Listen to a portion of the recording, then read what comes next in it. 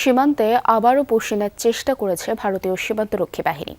ঝিনাইদহের মহেশপুর এবং দিনাজপুরের বিরামপুর সীমান্ত দিয়ে 15 জনকে বাংলাদেশে ঠেলে দেওয়ার চেষ্টা করে বিএসএফ। তবে সীমান্ত এলাকার বাসিন্দাদের সাথে এ নিয়ে অপতৎপরতা ব্যর্থ করে বিজিবি। সিলন টি রপ্তানিতে শীর্ষে। মাঝখানে কিছুদিন বিরতি দিয়ে আবারও শুরু হয়েছে ভারতীয় সীমান্তরক্ষী বাহিনীর তৎপরতা।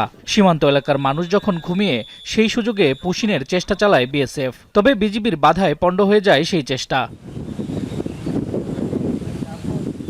ভোরে নীরবতা ভেঙে ঝিনাইদহের মহেশপুর উপজেলার সামন্তা সীমান্ত দিয়ে 6 জনকে বাংলাদেশে ঠেলে দেওয়ার চেষ্টা চালায় বিএসএফ। খবর পেয়ে দ্রুত ঘটনাস্থলে পৌঁছায় বিজিবি। সীমান্তে অবস্থান নিয়ে বিএসএফকে বাধা দিলে পুশিনের চেষ্টা ভেস্তে যায়। পরে ওই 6 জনকে শূন্যরেখার ভারতের অংশে ফিরিয়ে নিয়ে যায় বিএসএফ।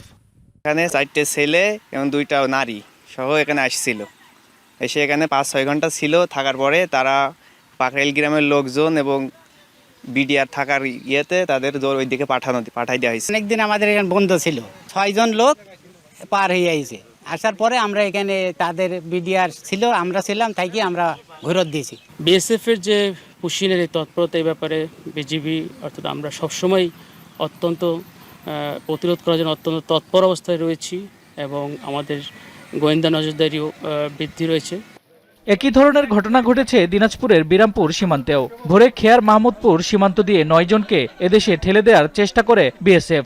এ সময় বিজিবির পাশাপাশি স্থানীয় বাসিন্দারাও সতর্ক অবস্থান নেন। তাদের বাধার মুখে পিছু হটতে বাধ্য হয় বিএসএফ। পরবর্তীতে ভুক্তভোগীদের ভারতের অভ্যন্তরে ফিরিয়ে নেওয়া হয়। ইন্ডিয়ার মহিলা ওই দিক থেকে ওরা পার করে দিছে, আমরা তো জানি না।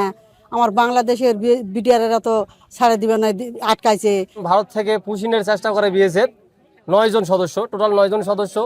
তখন আমরা স্থানীয় সূত্রে খবর পাই।